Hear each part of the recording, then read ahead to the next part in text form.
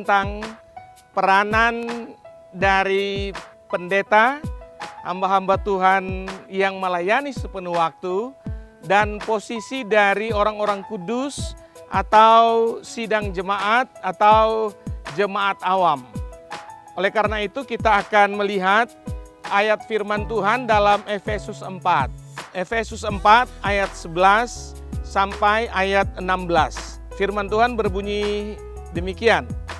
Dan ialah yang memberikan baik rasul-rasul maupun nabi-nabi, baik pemberita-pemberita Injil maupun gembala-gembala dan pengajar-pengajar untuk memperlengkapi orang-orang kudus bagi pekerjaan pelayanan, bagi pembangunan tubuh Kristus, sampai kita semua telah mencapai kesatuan iman dan pengetahuan yang benar tentang anak Allah, kedewasaan penuh, dan tingkat pertumbuhan yang sesuai dengan kepenuhan Kristus.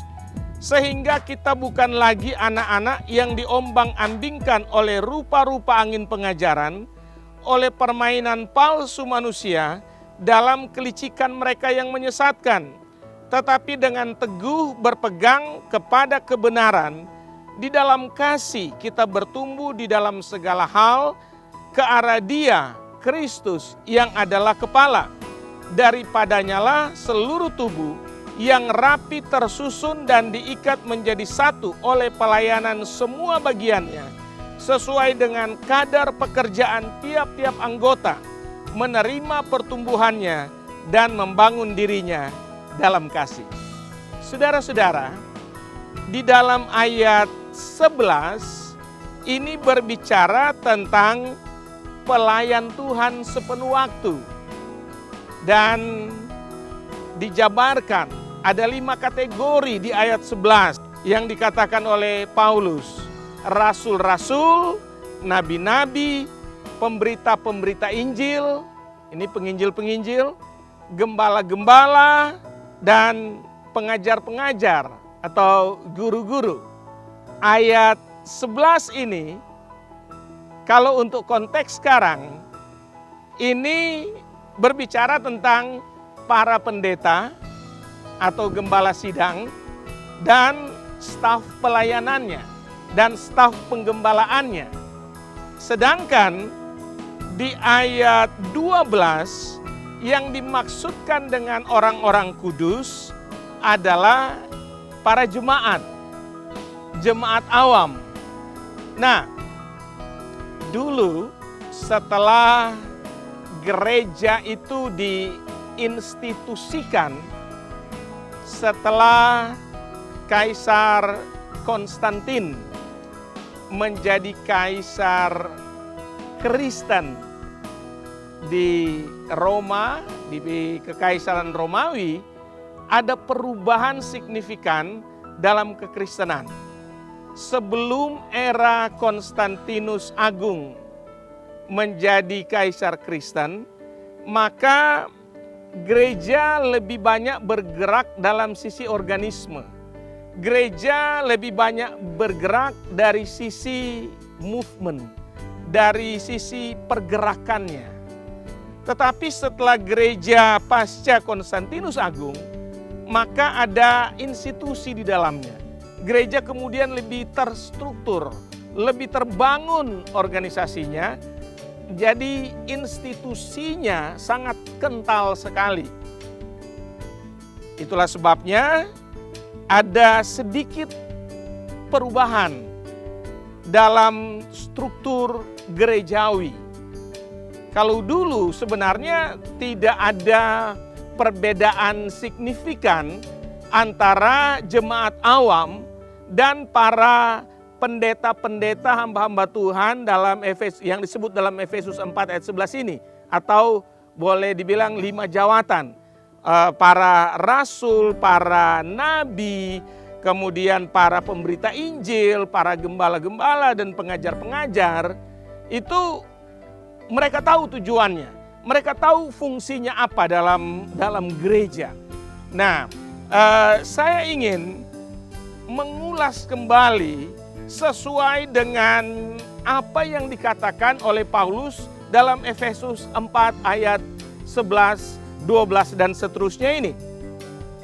Ada 7 kebenaran firman Tuhan yang harus kita garis bawahi di sini. Dan ini akan menempatkan gereja kembali dalam proporsi yang sebenarnya. Yang pertama, fungsi dari para pendeta, fungsi dari para pelayan Tuhan, 5 jawatan dalam Efesus 4 ayat 11 itu, fungsi sebenarnya adalah untuk memperlengkapi orang-orang kudus, untuk memperlengkapi jemaat awam, untuk tugas pelayanan. Tugas mereka memperlengkapi jemaatnya, supaya jemaatnya tahu dan terlatih untuk melayani Tuhan, untuk melayani pekerjaan Tuhan. Itu fungsi utama. Fungsi utama dari para pendeta, gembala sidang, staf penggembalaan bukan langsung melayani, tetapi mereka melatih jemaatnya, dan jemaat inilah yang nanti melayani. Yang kedua, keberhasilan pendeta bukan dilihat dari seberapa pintarnya pendeta itu berkhotbah. Tidak dilihat dari seberapa bagusnya pendeta itu berkhotbah. Tidak dilihat dari seberapa banyaknya pengetahuan yang dimiliki oleh pendeta itu, oleh gembala itu terhadap firman Tuhan. Tidak dilihat dari pengetahuan teologinya. Tidak dilihat dari pengetahuan Alkitabnya. Walaupun itu memang penting dan itu harus. Tapi keberhasilan seorang pendeta, keberhasilan seorang gembala sidang, itu dilihat dari seberapa banyak jemaatnya yang bisa dan terampil untuk melayani. Keberhasilan gembala sidang tentu tidak dilihat dari jumlah jemaatnya. Gembala sidang, parameter keberhasilannya menurut Efesus 4 ayat 11-12 bukan dilihat dari seberapa besar gedung gerejanya, seberapa banyak income dari gereja itu. Bukan. Itu bukan parameter keberhasilan seorang gembala sidang. Itu bukan ukuran keberhasilan dari para pendeta. Ukuran keberhasilan dari para pendeta, ukuran keberhasilan dari gembala sidang, ukuran keberhasilan dari staf pengembalaan di satu gereja dilihat dari seberapa banyak jemaatnya yang terlatih untuk melayani. COVID-19 ini memberikan pukulan telak bagi para pendeta. Ternyata banyak sekali jemaat yang bergantung kepada pendetanya untuk mendapatkan makanan rohani. Wow, ibadah sudah ibadah online. Walaupun puji Tuhan sekarang mulai dibuka. Tetapi di puncak-puncaknya pandemi COVID-19, ibadah online. Tapi ternyata ketergantungan jemaat terhadap khotbah pendeta itu sangat tinggi. Artinya sebenarnya pendeta itu gagal melatih jemaatnya untuk bisa melayani. Pendeta itu gagal mendidik jemaatnya untuk bisa melayani sebaik dia. Lalu poin ketiga dari Efesus 4 ayat 11 sampai ayat 16 ini, tubuh Kristus akan terbangun jika jemaat awam melakukan pelayanan sesuai karunia dan tempat pelayanannya masing-masing. Itu ada di ayat 11b. Karena di ayat 11b bilang begini. Ayat 12b maksudnya, ayat 12b bilang begini. Bagi pembangunan tubuh Kristus. Untuk memperlengkapi orang-orang kudus bagi pekerjaan pelayanan. Bagi pembangunan tubuh Kristus. Jadi kalau tubuh Kristus atau kalau jemaat itu diperlengkapi untuk melayani, bisa melakukan pekerjaan pelayanan, korelasinya adalah terjadilah pembangunan tubuh Kristus. Tubuh Kristus akan terbangun jika jemaat diperlengkapi dan tahu untuk melayani. Sebaliknya, tubuh Kristus tidak akan terbangun kalau jemaat tidak diperlengkapi untuk melayani. Nah, ini kan tantangan untuk para gembala sidang, tantangan untuk para pendeta. Kita mau bangun gereja kita sendiri, kita mau bangun kerajaan kita sendiri, atau mau membangun tubuh Kristus. Kalau kita membangun tubuh Kristus, maka kita akan memperlengkapi jemaat kita supaya jemaat kita bisa melayani. Maksud Tuhan untuk pendeta bukan untuk membangun kerajaan sendiri. Tapi maksud Tuhan untuk pendeta, untuk gembala sidang adalah membangun tubuh Kristus.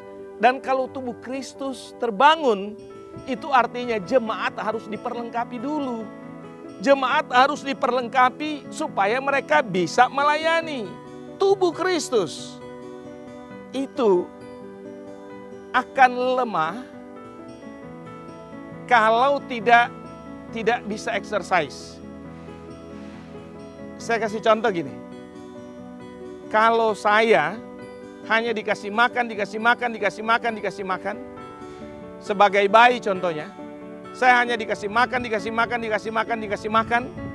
dan tidak exercise, dan badan tidak bergerak, tubuh tidak bergerak, maka tubuh saya akan lemah. Karena cuma dikasih makan, tubuh menjadi gemuk, tubuh jadi berlemak. Akhirnya sakit-sakitan karena tidak terbiasa bergerak, tidak terbiasa mengolah tubuhnya. Begitu juga dengan jemaat Tuhan. Kalau jemaat Tuhan hanya dikasih makan firman Tuhan, dan tidak melayani, tidak diajari bagaimana caranya mempraktekkan firman Tuhan yang dia terima, tidak diajari bagaimana caranya untuk melayani Tuhan, hanya diberi konsumsi saja, hanya masuk makanan rohani saja, tidak seimbang dengan yang keluar, tidak seimbang dengan pelayanan, maka jemaat akan jadi sangat gemuk, menjadi jemaat yang malas dan sakit-sakitan rohani.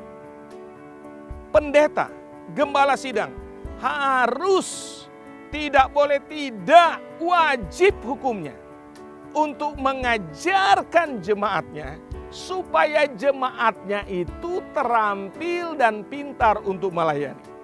Saya ingat di awal tahun 2000-an dulu, saya menjadi associate pastor, intern associate pastor sebenarnya, di salah satu gereja di Amerika.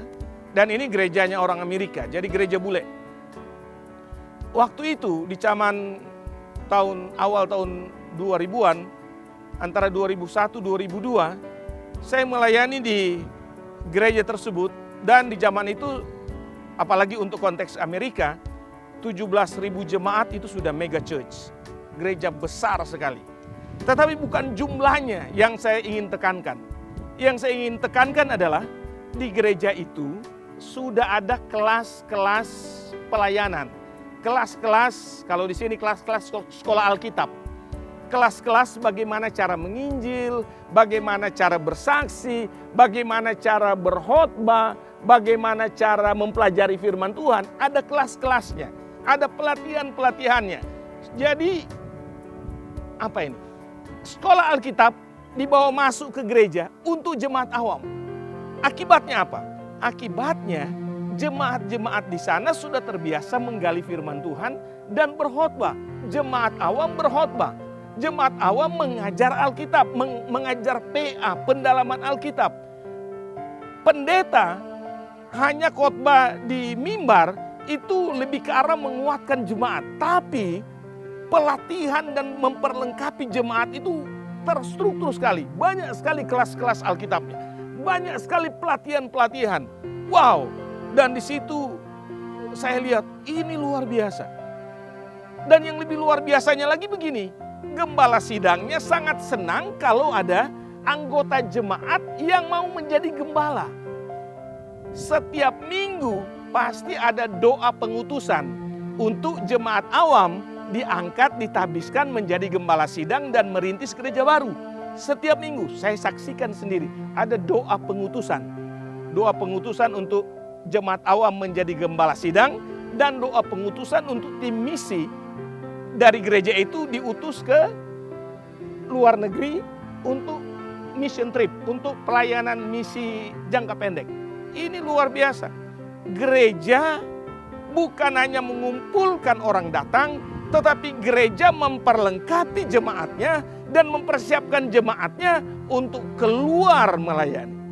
Hal yang keempat dari Efesus 4 ayat 11 sampai 16 adalah pelayanan yang dimaksud di dalam ayat 12 itu bukan hanya pelayanan pada hari Minggu saja, bukan hanya pelayanan di ibadah saja, bukan hanya di ibadah rutin saja yang dimaksudkan dengan pelayanan. Pelayanan yang Alkitab maksudkan adalah pelayanan dalam segala bidang, melayani Tuhan dalam segala bidang, holistic ministry. Pelayanan bukan hanya di hari Minggu, tetapi hari Senin, Selasa, Rabu, Kamis, Jumat, Sabtu itu juga adalah pelayanan. Apa yang dikerjakan oleh orang percaya, oleh umat percaya, oleh jemaat awam di tempat mereka bekerja sehari-hari itu juga pelayanan. Mereka harus diperlengkapi supaya mereka terlibat dalam pelayanan holistik, dalam pelayanan marketplace, dalam pelayanan di tempat kerjaan mereka. Saya kasih contoh begini, biasanya kalau ada yang bertanya, "Pak, mau kemana?" "Oh, saya mau pelayanan." Maka pasti yang dimaksudkan dengan pelayanan itu adalah mau khotbah, atau mau pimpin pujian, worship leader, atau jadi singers, atau jadi usher, atau doa, dan itu biasanya identik dengan pelayanan di dalam gedung gereja. Tetapi akan tiba waktunya nanti ketika kebenaran firman Tuhan sudah dipraktekkan dan sudah menjadi cara berpikir yang baru dalam melihat pelayanan itu sebagai pelayanan holistik. Akan tiba saatnya ketika ditanya orang, "Pak, mau pergi kemana?" "Oh, saya mau pergi pelayanan." "Loh, ini kan hari Senin pagi jam 7. "Iya, jam 7 pagi dan harus pergi pelayanan karena pelayanan saya ada di sekolah. Saya guru. Saya pergi ke sekolah sebagai guru, tapi saya pergi ke sekolah sebagai guru yang adalah hamba Tuhan. Saya mau melayani Tuhan di bidang pekerjaan saya." Lalu akan ada yang tanya, "Bu, Ibu mau pergi kemana? Pagi-pagi ini jam 4 subuh." "Iya, saya mau pergi pelayanan karena pelayanan saya ada di pasar. Saya jualan di pasar, saya pedagang di pasar. Tapi saya sudah diperlengkapi untuk menjadi pelayan Tuhan." Inilah pelayanan holistik. Saudara pasti sudah populer dengan istilah 7 Mountains, 7 gunung pelayanan. Tahukah saudara, 7 Mountains itu diilhami Tuhan. Tuhan mengilhami dan memberi visi kepada satu orang, namanya Loren Cunningham. Di tahun 1974, Loren Cunningham, pendiri dari yayasan misi terbesar di dunia yang namanya Youth with a Mission, beliau mendapatkan visi dari Tuhan yang Tuhan katakan pelayanan itu jangan hanya pelayanan di hari Minggu, tapi pelayanan di 7 Mind Molders. Itu istilah awalnya 7 Mind Molders atau 7 Spheres of Ministry, yang di dalamnya ada bisnis, ada government, politik and government, ada arts, media and entertainment, lalu ada family, ada education. 7 bagian dalam pelayanan yang meliputi seluruh bidang kehidupan masyarakat. Inilah holistic ministry, inilah pelayanan menyeluruh, inilah pelayanan yang seutuhnya. Yang Tuhan mau adalah para gembala sidang, para pendeta-pendeta, staf penggembalaan, memperlengkapi semua anggota jemaatnya, supaya semua anggota jemaatnya, apapun profesinya, apapun pekerjaannya di hari Senin sampai hari Sabtu, mereka menjadi alat Tuhan, mereka menjadi hamba Tuhan, mereka menjadi pendeta di tempat mereka bekerja, di tempat mereka beraktivitas sehari-hari. Sehingga sebagai orang media, saya bekerja di media sebagai hamba Tuhan. Orang yang bekerja di bidang politik, mereka bekerja di bidang politik sebagai hamba Tuhan. Lalu yang kelima, poin yang kelima, pendeta harus memperlakukan jemaatnya bukan sebagai domba yang harus diberi makan, tetapi sebagai pasukan tentara yang harus dilatih untuk berperang. Harus dilatih untuk masuk dalam peperangan rohani. Ini menarik. Jemaat seringkali diperlakukan dan menganggap dirinya sendiri sebagai domba yang harus diberi makan. Domba kan semua disediakan oleh gembalanya. Diberi makan, diberi air minum. Dengar, itu hanya salah satu sisi dari kebenaran firman Tuhan. Betul, kita sebagai domba, Tuhan sebagai gembala agung, kita mendapatkan makanan segar dari Tuhan, mendapatkan air jernih yang sejuk. Tetapi di pihak lain, Efesus, Paulus mengatakan kepada jemaat di Efesus, kalian adalah tentara-tentara Allah. Efesus 5, tentara-tentara Allah yang wajib dipersiapkan untuk melayani, wajib dilatih untuk peperangan rohani, wajib dilatih untuk masuk dalam pekerjaan pelayanan. Peperangan itu adalah peperangan rohani, melawan iblis, melawan kuasa kegelapan, melawan roh-roh jahat di dunia ini, roh-roh jahat di udara. Dan itu pekerjaan dari pendeta-pendeta untuk memperlengkapi anggota jemaatnya supaya dilatih untuk melayani Tuhan. Kalau pendeta memperlakukan jemaatnya sebagai domba saja, maka memang terbatas pada memberi makan. Dan akhirnya apa yang diharapkan dari domba? Domba diharapkan bisa memberikan bulunya. Waktu pengguntingan bulu domba, maka semoga bulu dombanya itu bisa banyak, bisa tebal, dan menjadi wool yang bagus, yang mahal untuk dijual, ada income. Atau ada anakan dari domba, menghasilkan daging domba. Nah, itu kan sudah keuntungan ekonomi. Tapi sebenarnya jemaat janganlah hanya diperlakukan sebagai domba. Tidak lengkap itu, tidak seimbang. Perlakukan jemaatmu sebagai pasukan tentara yang harus dilatih untuk melayani. Yang keenam, gereja bukan hanya sebagai rumah sakit rohani, dalam tanda petik ya. Gereja bukan hanya sebagai rumah sakit untuk merawat orang-orang yang sakit rohani. Tapi gereja adalah barak tentara, tempat pelatihan. Saya selalu mengatakan begini, sebenarnya setiap orang percaya adalah hamba Tuhan. Every Christian is a minister. Setiap orang Kristen adalah minister, adalah pelayan Tuhan. Every Christian is a minister. Every house is a church. Setiap rumah adalah gereja.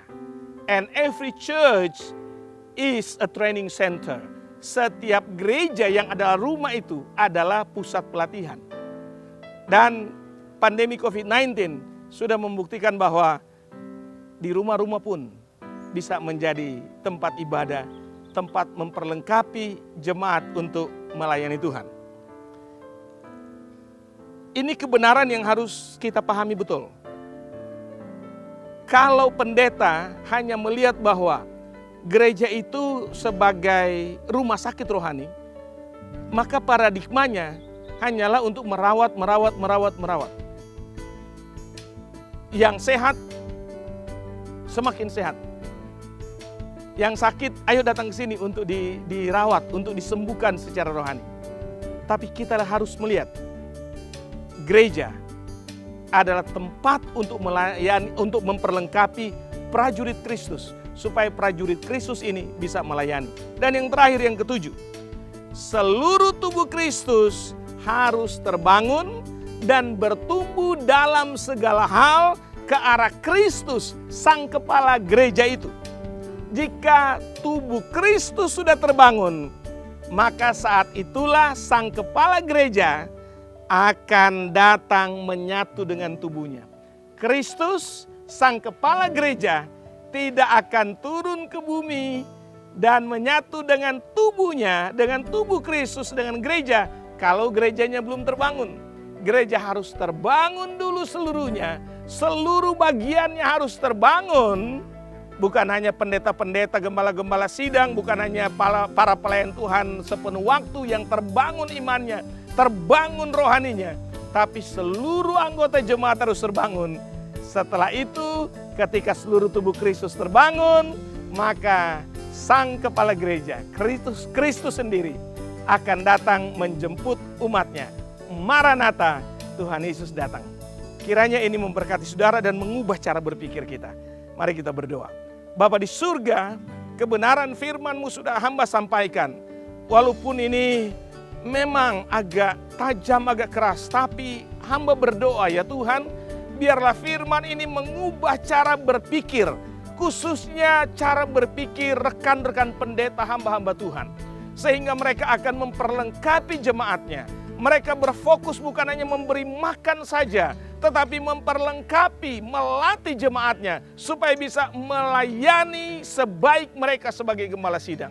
Hamba berdoa, biar terjadi kegerakan rohani yang besar di Indonesia ini. Dengan diperlengkapinya seluruh jemaat untuk melayani dalam segala bidang, dalam seluruh bidang kehidupan, dalam seluruh area kehidupan. Melayani bukan hanya di hari Minggu, tapi hari Senin sampai hari Sabtu. Kiranya firman-Mu memberkati kita semua dalam nama Tuhan Yesus. Amin. Saudaraku, tetaplah bersama Voice of Life di Live Channel. Tuhan memberkati kita.